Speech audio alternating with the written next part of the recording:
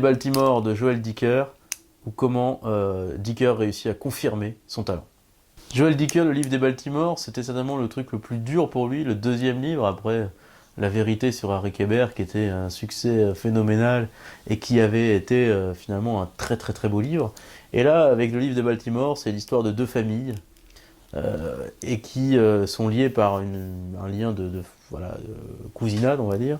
Et c'est l'histoire de la fascination d'un jeune pour la famille de son oncle. Cette famille riche, installée, intellectuelle et tout, et la sienne qu'il trouve un peu gagne petit. Et c'est toute une histoire qui est portée à travers l'histoire d'amitié entre ces deux cousins, ces deux personnages. Plus un troisième personnage qui vient se greffer là-dessus. Je ne peux pas vous en dire beaucoup plus sans vous donner le sel de l'histoire.